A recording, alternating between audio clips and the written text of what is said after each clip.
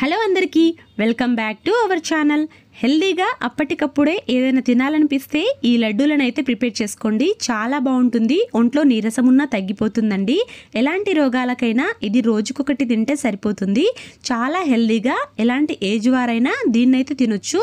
చేసుకోవడానికి ప్రాసెస్ కూడా చాలా ఈజీ అండి. ఇంట్లో ఉన్న ఇంగ్రీడియంట్స్ తోటే చేసుకోవచ్చు. ముందుగా అయితే ఖర్జూరాలను తీసుకోవాలి. ఈ డేట్స్ని అయితే 1 కప్పు తీసుకున్నానండి. వీటిని శుభ్రంగా కడిగేసుకోవాలి. ఈ డేట్స్ని అయితే కొద్దిగా వాటర్లోకి ఉప్పు వేసుకొని శుభ్రంగా 2-3 టైమ్స్ అయితే కడగాలండి. కడిగిన తర్వాత లోపలున్న గింజలను అయితే తీసేసుకోవాలి. ఇలా తీసిన తర్వాత ఇప్పుడు ఒక ప్లేట్లోకి అయితే డ్రై ఫ్రూట్స్ని తీసుకోవాలండి. పల్లీలు, నువ్వులు, ఇంట్లో ఉన్న డ్రై ఫ్రూట్స్ అన్నీ వేసుకోవాలి. ఇప్పుడు ఒక ప్యాన్ గ్యాస్ మీద పెట్టేసి అందులోకి 2 టేబుల్ స్పూన్ దాకా నెయ్యిని వేసుకొని అందులోకి మనం ముందుగా రెడీ చేసుకొని పెట్టుకున్న డ్రై ఫ్రూట్స్ అన్నిటినైతే వేసుకోవాలి. డ్రై ఫ్రూట్స్తో పాటు పల్లీలను కూడా వేసుకొని అందులో అయితే 5 మినిట్స్ దాకా వేయించుకోవాలి. ఇవి మంచిగా నెయ్యిలో వేగే వరకు అయితే ఫ్రై చేసుకోవాలండి. హై ఫ్లేమ్లో పెట్టకుండా లో ఫ్లేమ్లోనే పెట్టేసి ఈ రకంగా బాగా ఫ్రై చేసుకోవాలి. ఇలా ఫ్రై చేసుకున్న తర్వాత గ్యాస్ అయితే ఆఫ్ చేసుకొని వీటిని అయితే పక్కకు తీసుకోవాలండి. ఇప్పుడు అదే ప్యాన్లోకి కొద్దిగా నెయ్యి వేసేసి ఓట్స్ని అయితే వేసుకోవాలి. 2 టేబుల్ స్పూన్ దాకా ఓట్స్ని వేసుకుంటే సరిపోతుందండి.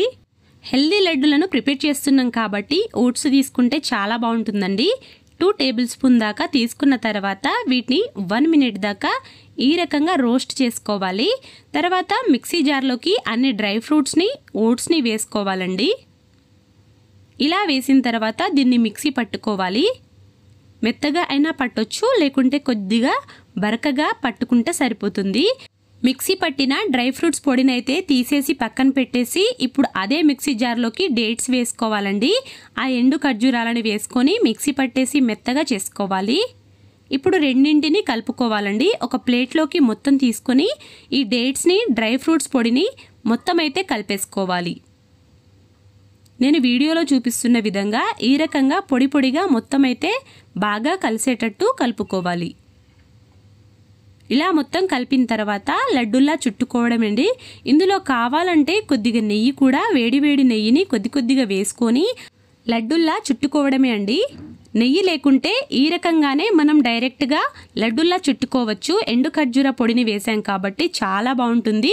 ఇప్పుడు ఇందులోకి బెల్లము, షుగరు ఏది వాడకుండా ఇలా ఆరోగ్యంగా లడ్డూలైతే అప్పటికప్పుడే ప్రిపేర్ చేసుకోవచ్చు. నా వీడియో నచ్చితే మాత్రం సబ్స్క్రైబ్ చేయడం మర్చిపోకండి. లైక్ చేయండి, షేర్ చేయండి, కామెంట్ చేయండి. Thanks for watching.